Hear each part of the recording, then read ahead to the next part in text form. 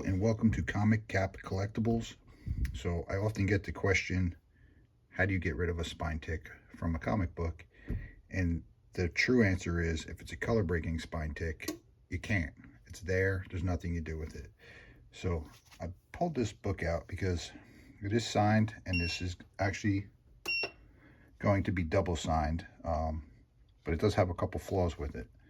So you can see right there on the bottom, it's not exactly color breaking, but I don't know if it's going to be able to be fixed. But these spine ticks, like this one right here, it's got a little bit of a color break to it. And I thought I saw another one up here. A little bit of a color break to it. So once they're color break, you're never going to fix it. However, if you press it properly, you can make them look less significant than they actually are. And the graders will take that into account when they're grading it. But it is also hard to press out some of these thick magazine paper modern books. They're not as giving as the old pulp. So what I'm going to do is walk you through what I'm going to do to try to alleviate these and make them look a little better. And that's going to start by steaming these areas of the book, getting it in the press, and it might take a couple tries. It might not come out the first shot, but we'll see as we go. I also wanted to explain, this is a clothing steamer. I don't use anything special. It's a regular clothing steamer. Just make sure that when it sprays mist, it's not spraying out water bubbles and stuff. It's just mist. As long as you get a decent one, that's all you really need. A lot of people use, humidity baths, humidity chambers. That works great. It takes a long time.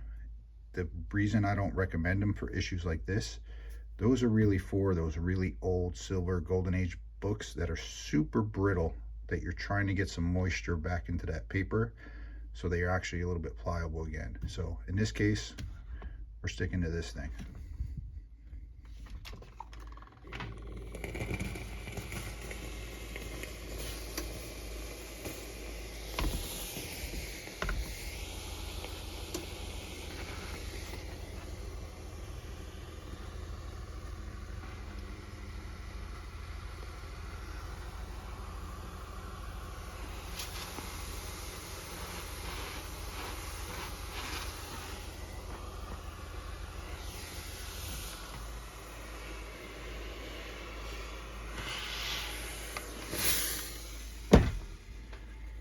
All right, as you could see, I didn't want to talk while I was steaming because you can't really hear me good. The cover started to bend, right? That's totally normal from the moisture. I did the outside and I did the inside even more to try to loosen that up. See a little bit of moisture building on here that I don't want on here. It's just a cotton round.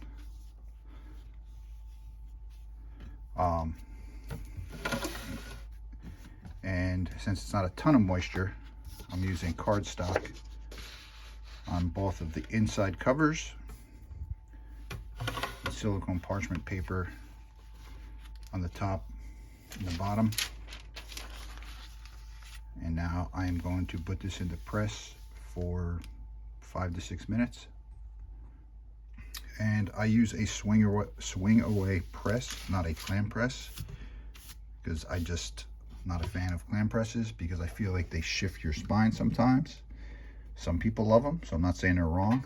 I just don't like them. So swing away, and then mine clamps up and down. And if it's too tight, it's going to do spine damage to your book, so loosen it up. You want pressure, but not too much pressure. So let this baby sit in there for 5 to 6 minutes. Then I'll shut it off, let it cool off for a few hours so this is ice cold, and take it out and see what it looks like to see if I have to do this process again to try to work those spine ticks and that cover issue out of the book. All right, so after plenty of time in the press, you can see this bottom, it's kind of a little bit of a color break there. Nothing you can do about that. Spine ticks look better. you know, nice and flat. So, you know, this is a bummer because I'm more bummed about that than about those. Because this is probably going to hit the book harder than Spine Tick will. Grade-wise, that is.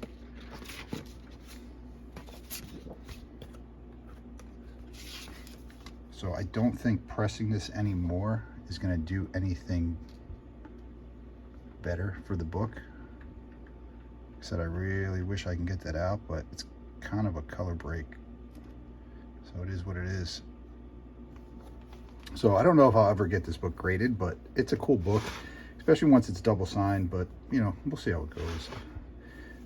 Not worth the tons, but signatures are always cool to me, so who knows what happens. But I hope you learned something from this video. I will leave links for the steamer, the press, and anything else I could think of that I used today in the description link. So you guys will have those links if you're curious what I use, what kind of press I have, what kind of steamer I have. Even the silicone parchment papers I'll throw in there. So if you guys have any questions, click on those.